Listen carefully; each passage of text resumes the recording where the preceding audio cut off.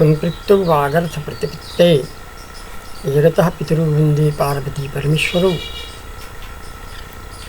मान्यवर सचिव महोदय एवं समादरणीय प्रधानाचार्य महोदय की से प्राप्त निर्देशानुसार मैं डॉक्टर चंद्रभान त्रिपाठी घर से कक्षाओं के संचालन क्रम में आज मैं उपशास्त्री कक्षा में विश्वविद्यालय द्वारा स्वीकृत पाठ्यक्रमानुसार चतुर्थ प्रश्न पत्र में रघुवंश महाकाव्य की व्याख्या कर रहा हूँ। छात्रों के हित में होगा। प्रस्तुत रघुवंश महाकाव्यम के लेखक आपको पता है महाकवि कालिदास है, और जैसी किंवदंती है अस्ति कश्चित वाग विशेष है, जो विद्युतमा ने उनसे कहा था जब विद्याधन करके लौटे थे। अस्ति कश्चित वाग विशेष में पहला शब्द पहला जो पद था वो अस्ति था। अस्त्युत्तरश्याम दिशदेवतात्मा से उन्होंने कुमार संभव की रचना की थी। और कश्चित से कांता विरह गुरुड़ा कश्चित कांता विरह गुरुड़ा स्वाधिकारात प्रवृत्त है। स्वापीनास्तंगमित महिमा वर्षभीड़ भर्तु जक्षश्चक्रे जनकतनयास्नान्य पूर्योदकेषु स्निग्धक छायापतरुषवस्तिम राम गिरिजाश्रमेषु, ये करके उन्होंने कुमार मेघदूत खंड काव्य की रचना की थी। और वाग विशेष से जिसे हमने बंगल श्लोक पढ़ा है, वागर्थाविव संपृक्तो वागर्थ प्रतिपत्ति। वाणी और अर्थ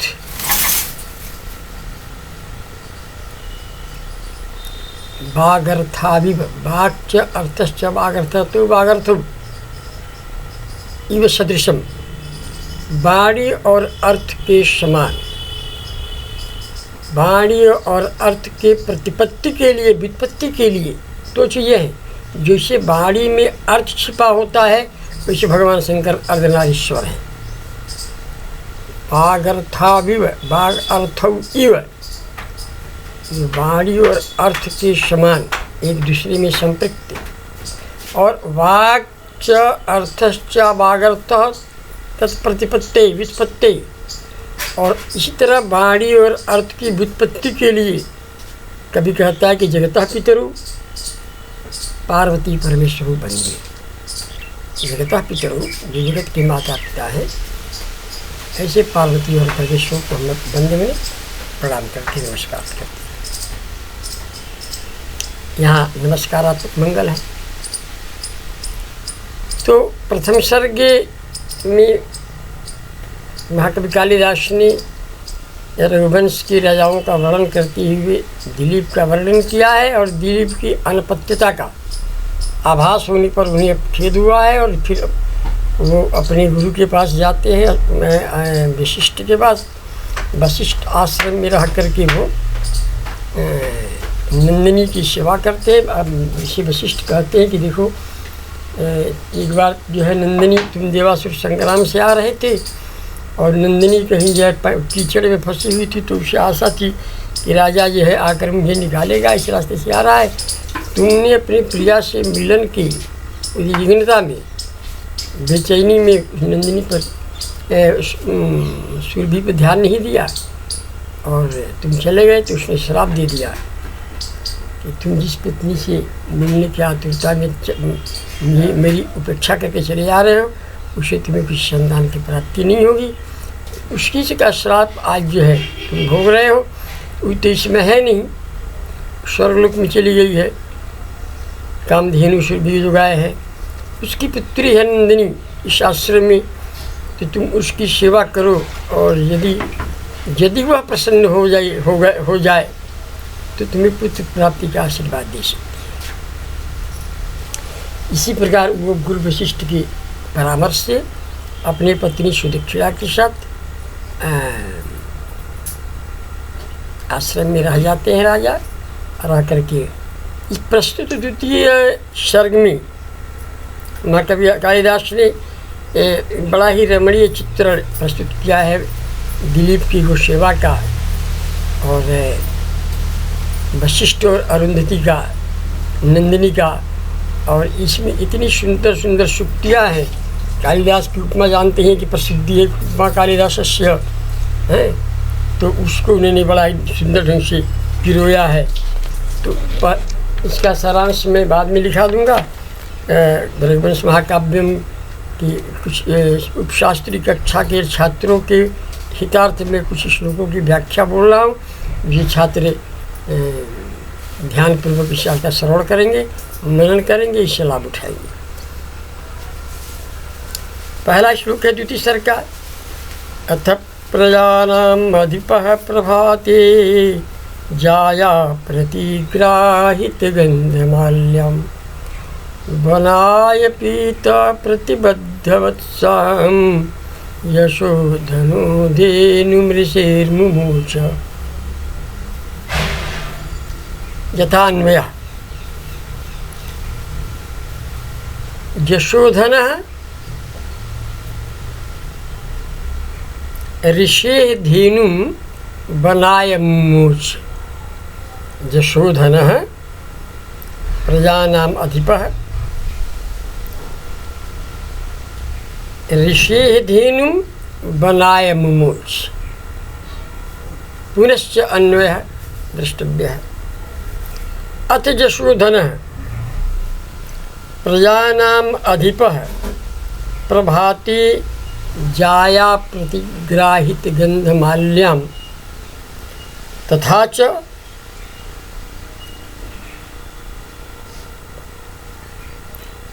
पीत प्रतिबद्धवत्साम एतादृशीं धेनु ऋषि धेनु वनाय मुमूच।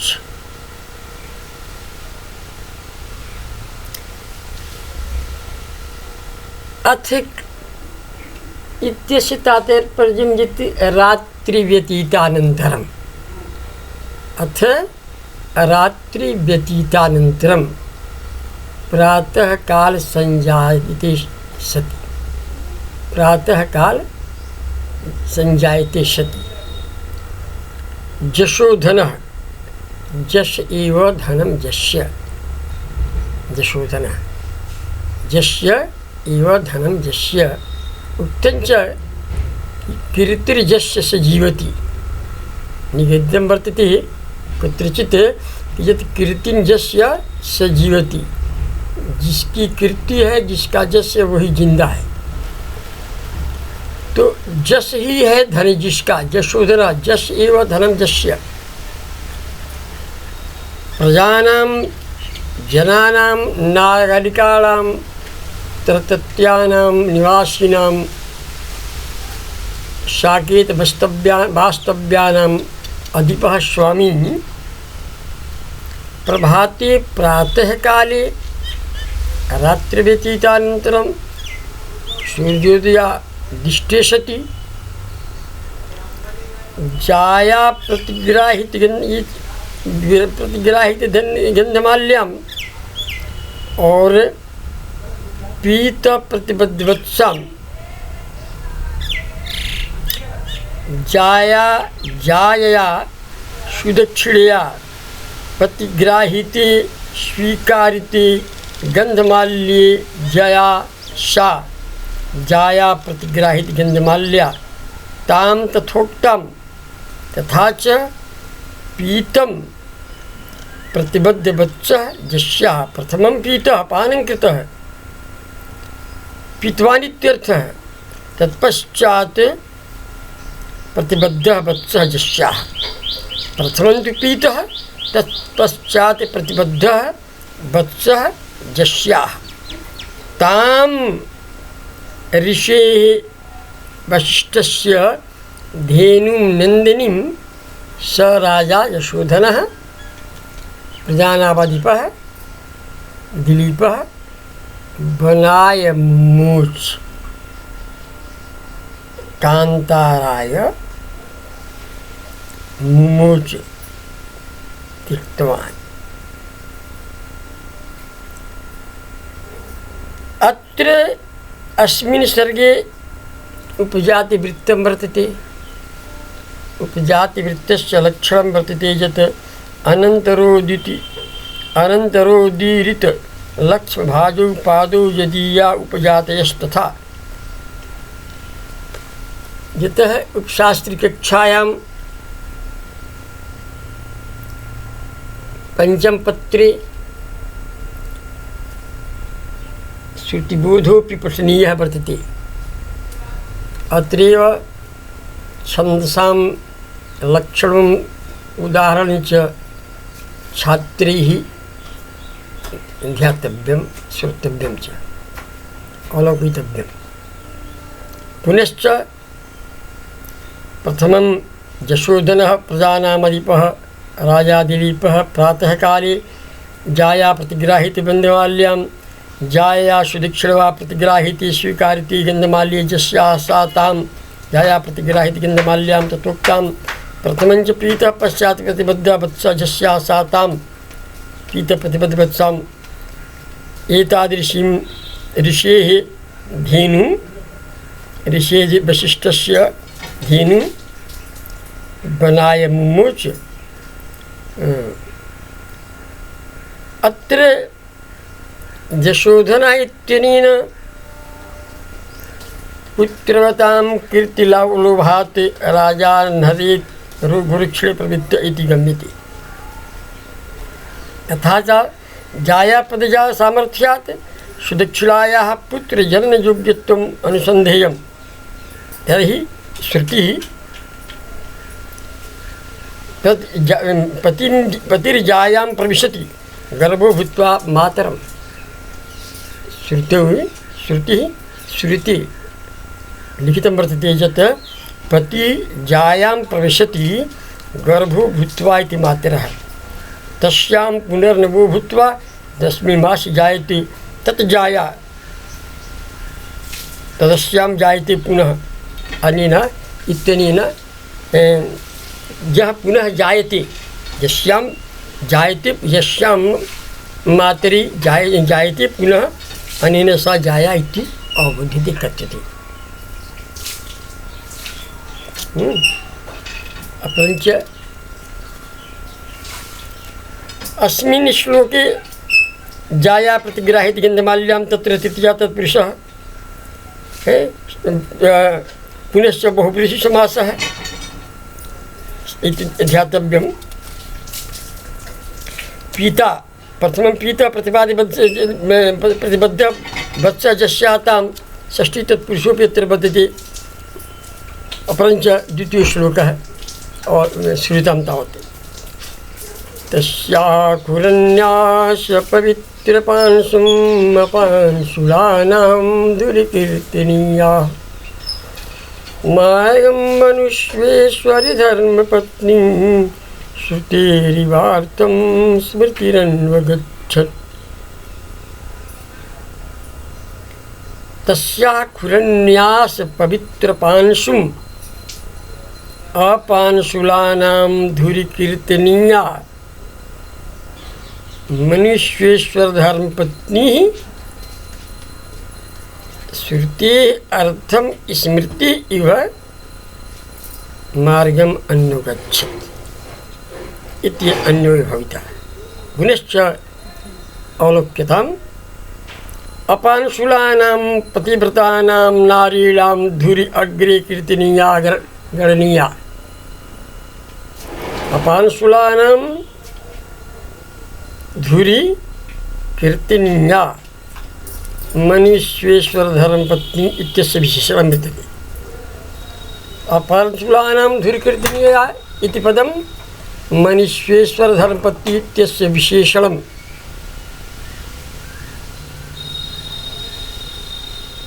क्षुरन्यास पवित्रपांशुं तस्याः मार्गं श्रुतेः अर्थम स्मृति इव अन्योगच्छत्। व्याख्या यथा पांशु कहते हैं दोष को, पांशवः दोषाः। अपांशुलानां निर्दोषाणां पतिव्रतानां नारीणां धुरिमार्गे अग्रे कीर्तनीया गणनीया मनुष्येश्वरस्य मनुष्याणाम् ईश्वरः मनुष्येश्वरः तस्याः पत्नी सुदक्षिणा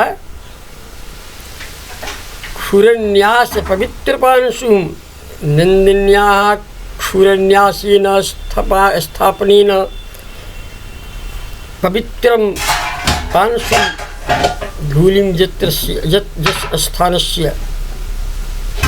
तस्याः मार्गम् एतादृशीं नन्दिन्याः मार्गं कथम् अनुगच्छति श्रुतेः अर्थं स्मृतिरिव यथा श्रुतिः वेदस्य वाक्यस्य अनुसरणं स्मृत्या कुर्वन्ति तथैव सापि अनुगच्छति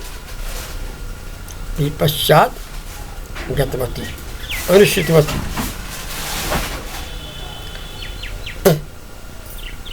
पांशवो दोषा आसां सन्तीति पांशुलाः शैरिणी पांशुला इत्यम्रः तत्र अपांशुलानां पतिव्रतानां नारीणां धुरिम अग्रे कीर्तनीया परिगणनीया मनुष्येश्वर धर्मपत्नी सुदक्षिणा मनुष्येश्वरस्य राज्ञा दिलीपस्य धर्मपत्नी सुदक्षिणा क्षुरन्यासैः पवित्रः पांशोजस्य तं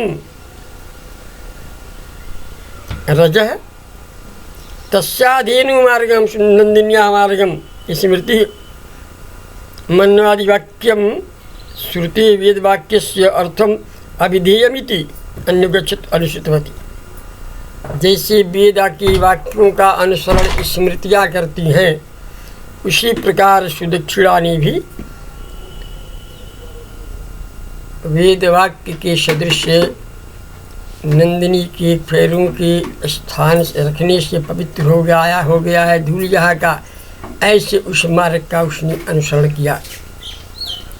पतिव्रता स्त्रियों में अग्रगण्य सुदक्षिणा मनुष्येश्वर धर्मपत्नी मनुष्याणां प्रजानां ईश्वरः पतिः स्वामी तस्य धर्मपत्नी साम्राज्ञी सुदक्षिणा क्षुरन्यास पवित्रपांशुं क्षुरन्यासेन अविधानेन पवित्रं पूतं पांशुं धूलं यस्य धेनुर्मार्गं स्मृतिमन्वादिवाक्यं श्रुते वेदवाक्यस्य अर्थम् अविधेयमिव अनुगच्छत् अनुसृतवती। यथा स्मृति श्रुतिक्षूणमेवार्थम् अनुसरति तथा सापि गोक्षूणमेव मार्गम् अनुसरति। धर्मपत्नीत्यत्र अश्वघासादिवत् तादर्थे षष्ठी समासः प्रतिविकाराभावात्।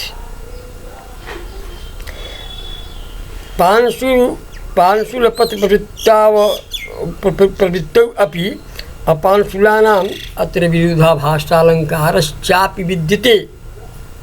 यथा उपजातिछन्दः प्रथममेव उक्तम् अस्मिन् श्लोके उपजातिछन्दः।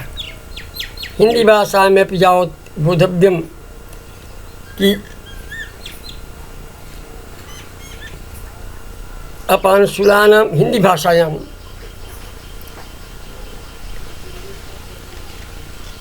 अपांशुलानां धुरि अग्रे कीर्तनीया पवित्र पतिव्रता स्त्रियों में सबसे आगे जिसकी गणना होती है ऐसी मनुष्येश्वर राजा दिलीप की पत्नी सुदक्षिणा पैर के रखने से पवित्र हो गई है, खुर रखने से पवित्र हो गई है धूल जहाँ की। ऐसे उस नंदिनी के मार्ग का वैसे ही अनुसरण किया जैसे वेदों के वाक्यों का स्मृतियाँ अनुसरण किया करती हैं। इसमें उपमा अलंकार भी होगा और अपांशुलानां धुरि कीर्तनीया में विरोधाभास भी है, उपजाति छंद है। इसी प्रकार क्रम से शनि शनि में आप लोगों को रघुवंश महाकाव्य की व्याख्या बता दूंगा। शांति।